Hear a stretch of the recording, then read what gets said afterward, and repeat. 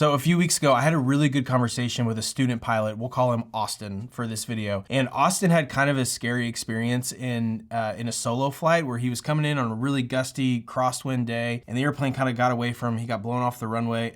He's okay, the airplane's fine, but it really rattled him. And he ended the flight and just felt really discouraged and thought like, gosh, am I cut out for this? And he said that he was looking around the internet trying to find some encouragement of maybe other pilots that had similar experiences or anytime that other people got scared in the cockpit. And he said what he found was really the opposite. It was people like downplaying that or saying, no, like I'm way more confident in, or I'm like way more at ease in the cockpit than I am when I'm driving my car. And he said it just really left him feeling alone and wondering if he was cut out for this. And so he and I got to have a conversation. He reached out and said, hey, do you have any advice? I said, yeah, I definitely do because I've been there. And so I wanted to just kind of re-record that conversation here and share some of the things that I shared with Austin in case you're in this situation right now or you're going to be in the future. And I really hope it can encourage you. So the first thing I told him is that, look, you are not alone. Despite what you're seeing on social media, like you're not the only one who's been through this. And in fact, I actually had a situation where I was run off the runway. I was flying a Piper Super Cub. I was a younger pilot and didn't have a lot of tail wheel time.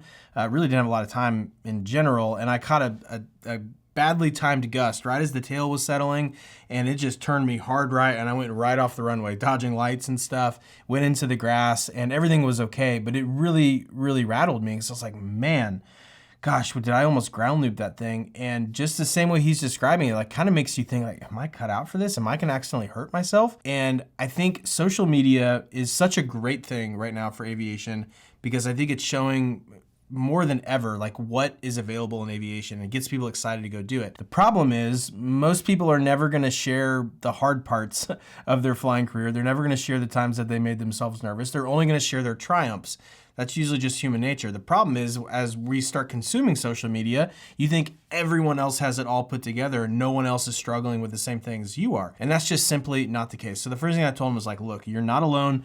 Ignore what other people are only broadcasting on social media because they're only telling you the good stuff. And just hear from me. I have done the same thing you have, and it is going to be okay. And so the second thing I told him is, look, don't overreact to this. You're like 40 hours into your training.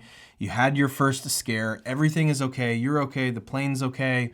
Just got your attention. You got a little bit rattled, but don't kind of expand that or extrapolate that to say, look, I'm just not cut out for this altogether. I'm never going to be able to do this. Try not to do that. And in the right way and in the safe way, when you fall off the horse, you're going to get back on it, and you can. And there's a way to do that I'll talk about in a minute, but just try to pause yourself. You're not alone, and don't overreact. And the third thing I told him was, look, the farther you can get away from this, the more that it is in your rear view mirror, the less you're going to feel it emotionally every time that you think about it. And the more you're just gonna be able to look at it objectively and learn from it. So if I look back to the time I got blown off the runway, the first, I don't know, year or two that I would think about that, I would just beat myself up over it, and I would feel that fear come up again. And the more that I got separated from it and the more flying experience I got, the more I could just look at it objectively and assess what went wrong and really train, you know, to be able to fix that in the future. But it took a little while. And that's why I told him point number 2, which was, look, don't overreact to this, because right now as you're thinking about it, I can tell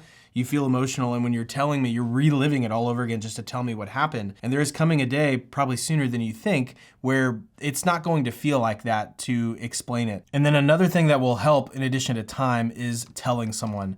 I really think you need to tell someone. And in this case, Austin was telling me, and I was super grateful to be a listening ear for him. But when you can tell someone, it really helps get the emotion out of it, to say this happened, and I can put it on the table, and we can look at it, and we can dissect it, and it's not bottled up in your head and in your mind and in your soul anymore. And there's a really healing thing that happens when you do that. You know, a few years ago, I shared that I had a scare in the mountains where I was way too high, way too fast. I didn't brief the go-around going into Johnson Creek, and I felt really committed to landing, but I was going really fast, and I was able to get the airplane to a stop, but I stopped and just shut off. I was filming at the time. I shut off the cameras, deleted all the footage, and just said like, oh my gosh, like what did I just do?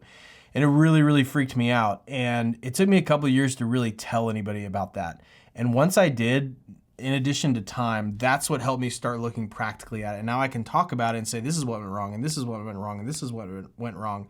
And I can know to try not to repeat those mistakes, but it wasn't until really sharing that with people that I was able to get there. And you don't even have to be a Christian to believe in the usefulness of this verse, but Galatians 6:2 talks about bearing one another's burdens. And I think there's a lot of wisdom to that. So when you tell someone, I would encourage you to really try to seek out the pilot community first. Talk to your instructor, talk to your other fellow pilot friends. You can obviously tell your non-pilot friends and stuff, but if you're looking to say, look, I just got blown off the runway, and you're telling someone that has like no clue what you're talking about, their gut reaction is probably gonna be like, oh my gosh, that was so dangerous. Are you okay? You should probably never do that again. If you can talk to someone older and wiser, or younger and wiser than you, doesn't matter. Just find someone wiser than you when it comes to aviation and talk to them about this. It's gonna help to bear one another's burdens. And like, there's so much relief that comes from that, I promise you. So try to find someone you can talk about it with. Then I also suggested that Austin just get practical about it, and you don't have to do this today, but in the right timing, when you're comfortable, go get with an instructor again. You don't have to do it solo,